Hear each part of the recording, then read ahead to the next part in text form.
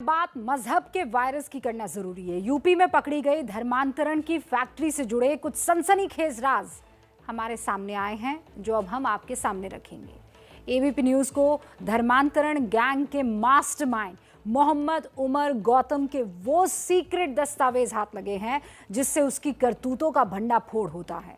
ये सीक्रेट दस्तावेज दरअसल धर्मांतरण की वो फाइल है जिसमें धर्म परिवर्तन करने वालों के प्रमाण पत्र हैं।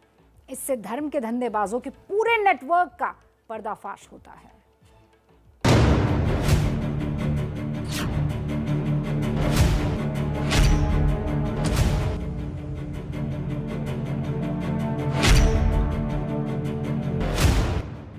मिल गई धर्मांतरण की फैक्ट्री की डायरी।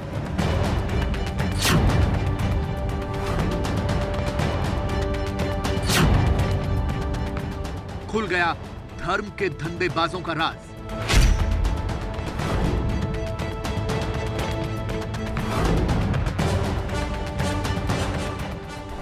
देव ऋषि ठाकुर कैसे बना दानिश खान।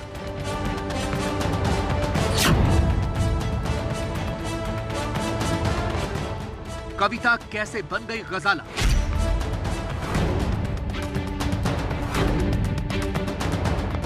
प्रियंका कैसे हो गई फातिमा।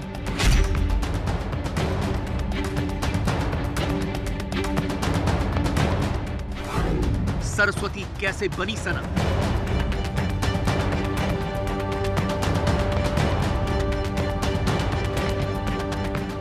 क्या है बरखा के बुशरा बनने की कहानी।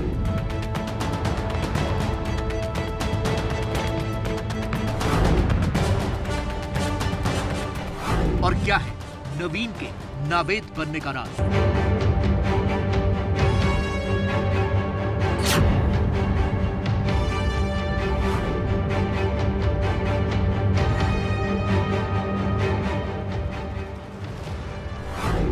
ऐसे दर्जनों नाम और चेहरे एबीपी न्यूज को मिली उस डायरी में दर्ज हैं जो उमर गौतम और जहांगीर कासमी की धर्मांतरण की फैक्ट्री का कच्चा चिट्ठा बयान करती है।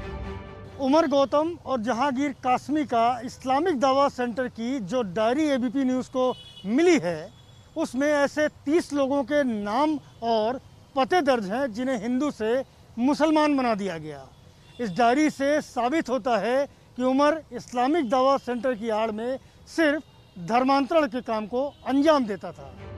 धर्म के धंधेबाजों की इस लाल डायरी में दर्ज लोगों की जानकारियों को बारीकी से देखा जाए तो कई बातें साफ हो जाती हैं। जैसे इस रजिस्टर में 30 लोगों के धर्मांतरण के प्रमाण पत्र हैं, जिसमें 16 महिलाएं हैं और 14 पुरुष।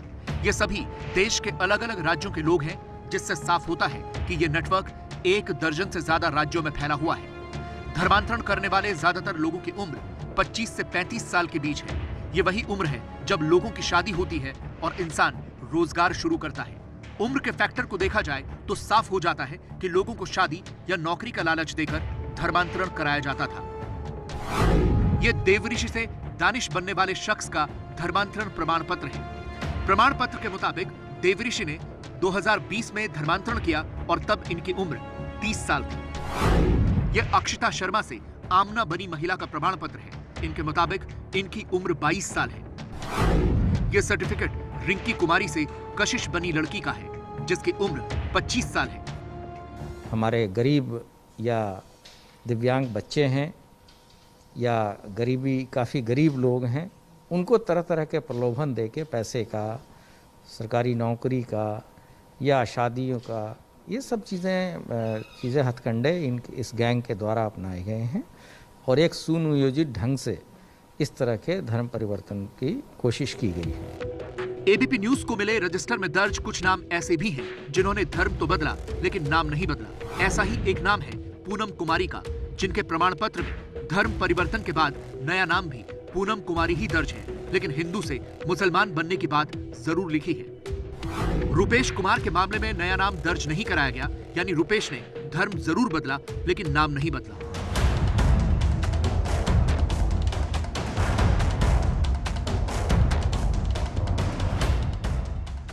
धर्मांतरण के इस रजिस्टर के सामने आने के बाद साफ हो गया है कि उमर गौतम के इस्लामिक दावा सेंटर का नेटवर्क देश के कई राज्यों में फैला हुआ है। पुलिस को अब तक मिले सुरागों के मुताबिक देश के 14 राज्यों में ये सक्रिय तौर पर काम कर रहे थे। अभी तक के हिसाब से लगभग 11-12 राज्यों में ये पूरा रैकेट फैला था और अभी तक हम लोगों ने काफ़ी कम ही डेटा को एनालाइज किया है, लेकिन उसके हिसाब से अभी जो कन्वर्ट होने वाले लोग हैं उसमें महिलाओं की संख्या प्रतिशत पुरुषों से थोड़ा ज़्यादा है।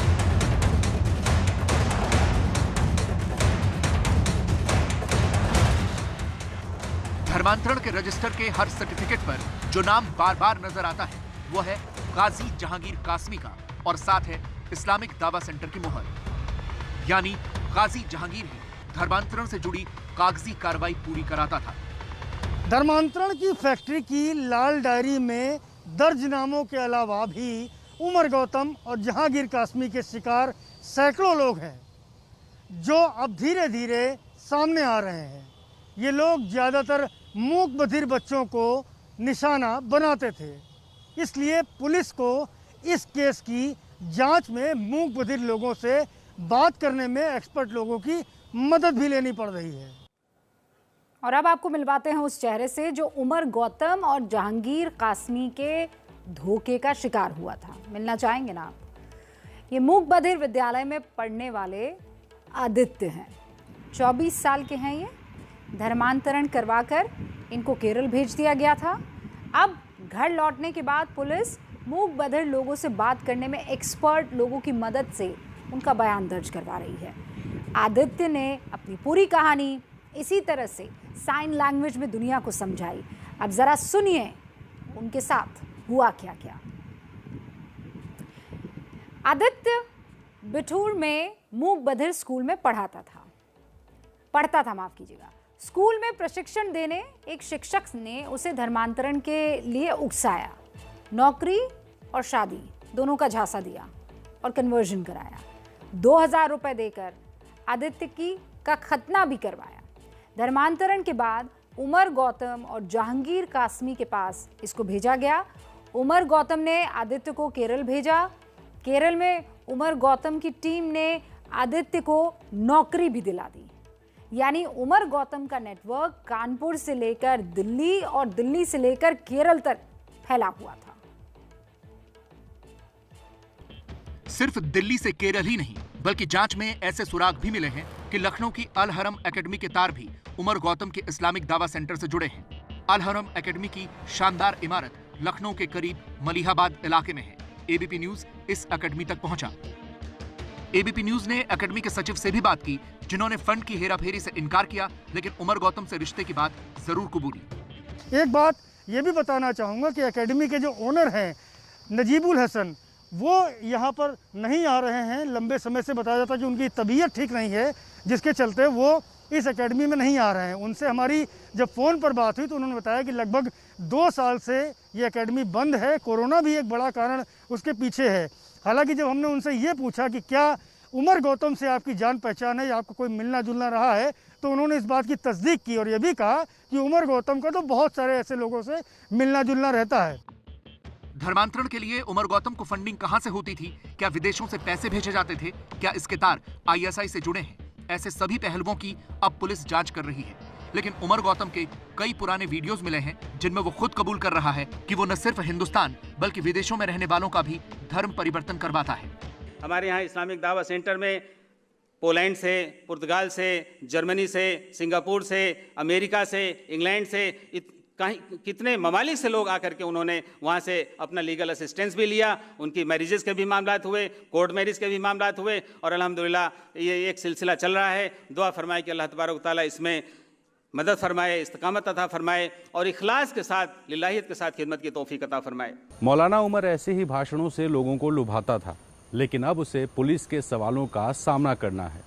मौलाना की रिमांड के लिए पुलिस ने कोर्ट में जो अर्जी दी है, उस अर्जी में लिखा है कि मौलाना का रैकेट भारत में आबादी के संतुलन को बदलने के मकसद से काम कर रहा था। ऐसे में उसके आईएसआई कनेक्शन की जांच करना भी जरूरी है।